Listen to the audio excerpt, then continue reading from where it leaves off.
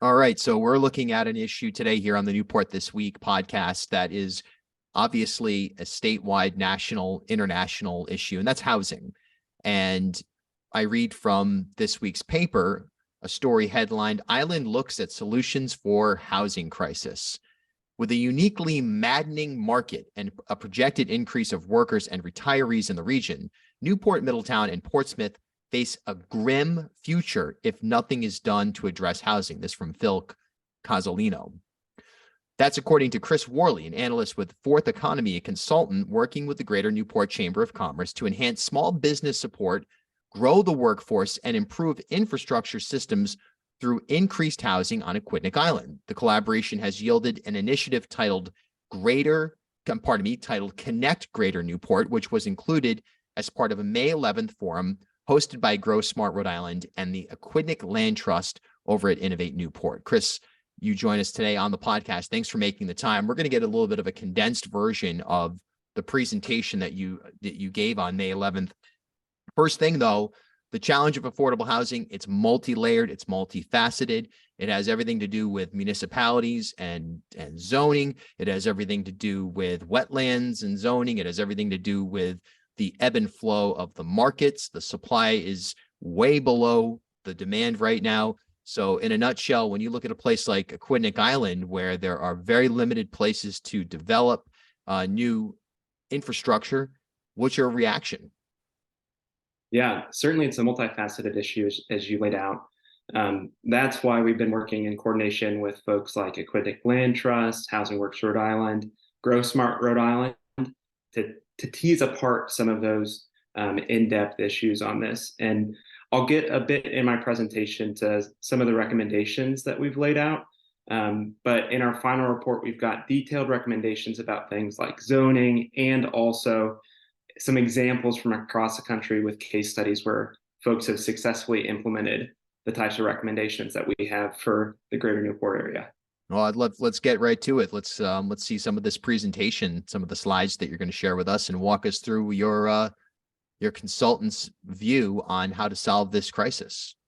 Thanks, Bill. That sounds good. I'll share my screen here. I'm really, really happy to be here, and thank you for the invitation. As you kind of laid out, Fourth Economy Consulting, who I work for, supports Connect Greater Newport, which is the economic development arm of the Chamber of Commerce for Newport. Our housing analysis looks at a few things. It looked at sort of what's the baseline, what's the current housing situation in the Greater Newport area, which we consider, by the way, to be the two counties of Newport County and Bristol County, Rhode Island. So we'll take a look at that real quick. Of course, Aquidneck Island sits right in the middle of that region. So we'll look at the baseline conditions. Our role is also to, as you said, sort of support a growing workforce and growing good paying jobs in the region, support industry in the region. And one of the key parts of that is folks who work in the region have to also live in the region, have to be able to afford it. So what we did here is we presented an analysis around what would it take in terms of housing supports to support the workforce development goals that we have as a region. We know that our economic development goals are to grow the workforce in the region. What's that going to mean in terms of housing numbers? So I'll talk a little bit about that. And then at the end, I'm going to kind of tie it to some policy recommendations.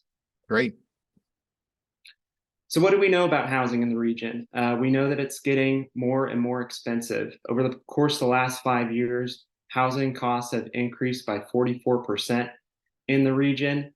It now costs $135,000 more to buy a typical home in the two-county region than it does in the state as a whole. So prices are going up. We also know that there's a mismatch in between availability of homes for sale on the marketplace and household income. For example, 6 in 10 households within the Greater Newport region earn less than $100,000 a year, but only 2 in 10 homes that have been sold on the market are affordable for workers that make that much money. We see this play out in a number of different ways, but one that I wanted to bring your attention to is we've seen over the past decade a core of this sort of workforce that's aged 30 to 54. These are folks who are starting to form families. These are your middle managers. These are kind of the stable and support workers throughout the workforce.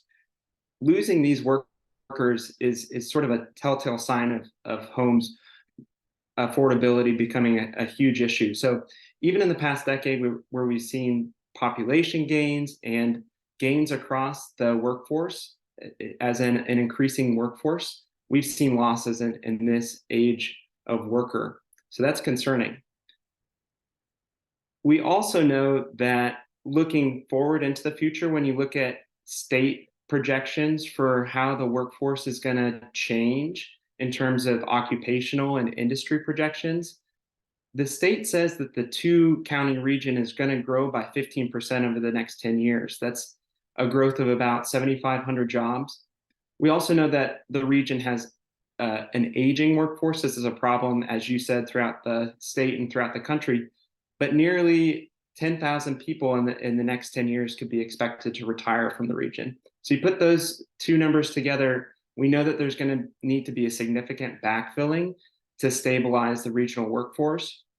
And we'll kind of see how that's going to play out for housing supports that need to occur.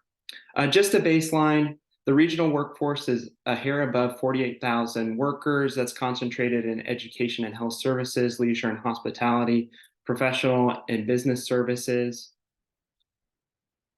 Here's how the retirements that are in red and the projected growth coming from the statewide projections in green fit across those different industry sectors. Now, when you combine all that together, what you get is you get this core household formation of workers who are going to combine and earn annual wages of about $75,000 to $100,000 for their household wages. With that, both to fulfill the need for retiring workers and the growth in new workers, there needs to be around 9,000 new units constructed throughout the 2-county region. Mm. So what does this mean with the growth of those industries and the implication of those household income kind of thresholds? We know that the majority of new homes for owner-occupied homes needs to be priced below $400,000. And we know that the new supply of rental housing has to be below a threshold of about $1,300 per month. And if you can remember back to some of the stats that I was saying earlier, that's a bit of a mismatch towards what the market is providing right now. So what we need to do is offer a variety of supports, and this comes forward, Bill, and some of the recommendations that we've been drafting in coordination with Grow Smart Rhode Island, Housing Works Rhode Island, municipal partners, and some of our other partners throughout this planning process. Again, we've got more specifics in our full report, but we know that we need to increase the supply of workforce housing. That's a huge need. We also know that we want to address the needs that are expressed by retirees in the region. Some folks who are retiring may want to downsize. They may not want to upkeep their home that they raise their family in. So that's things like accessory dwelling units or the availability of smaller homes. Right. We know that we can do all this in coordination with protecting land and protecting the most valuable assets that add to the quality of place in Aquidneck Island and the surrounding communities. Aquidneck Land Trust authored a report along with a planning office that said density plus protection is what you need here in order to accomplish these goals. We know that we're not going to get there just by single family development. So we're going to need to find some places where multifamily development is possible. That's through things like zoning and looking at where density makes the most sense. And then throughout the region, we know that we need to prioritize things like rehabilitation on older or aging housing stock. Also things like transit-oriented development. This is something that Housing Works or Grow Smart Rhode Island is working on, and redevelopment opportunities. So those are a few of the recommendations that we have set out in our report. I hope that that gives you a good background with sort of the things that we're considering. No, it's an excellent overview. I mean, this is a major discussion without question that no matter how you frame it is going to require a lot of compromise and a lot of reimagining. One of the last things, in fact, the last word that you had on that array of slides was redevelopment. And I think that's something that's really critical right now, as well as reimagining spaces, be it old naval properties. Granted, many of them are asbestos, contaminated by asbestos, but whatever the case may be, repurposing non-traditional existing infrastructure into homes. There's a bill right now in Rhode Island that is proposing loosening some of the regulations around this, but it's time to think outside of the box. Those numbers are really startling. I guess my one last question here, because we could go on for 4 hours literally on this conversation, and I Yeah. agree that we should continue to have this on a recurring basis here on the podcast, because this is the dominant issue of our times in Newport County and Bristol County and Rhode Island as a whole. But my last question would be, there's a Secretary of Housing, Stephen Pryor in Rhode Island. It's a newly created cabinet level office. These recommendations seem very data driven. Have you presented them to him? And what, if so, what sort of reaction have you gotten from a statewide basis in terms of, practically executing those recommendations in a reasonable amount of time, if at all?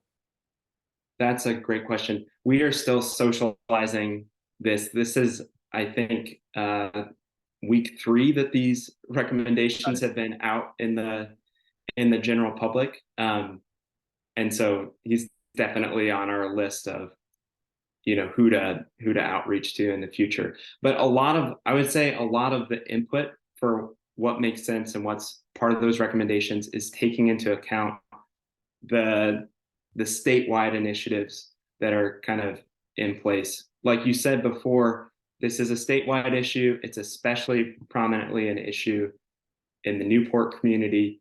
So yeah, just very, very happy to share. Yeah, we appreciate you sharing it very much. The soul of Newport is on the line. The soul of Newport is at stake here.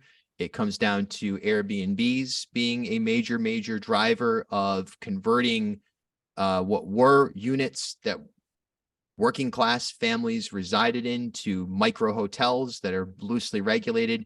It comes down to a lot of different things, but this is a battle for the future of this community and for the soul of this community. Right now, it is a losing battle, and it's going to take significant energy and recommendations like the ones you just put forth, recommendations that are acted upon for the soul of Newport to be stabilized and hopefully not lost. So thank you so much for your time, and I look forward to doing more of these.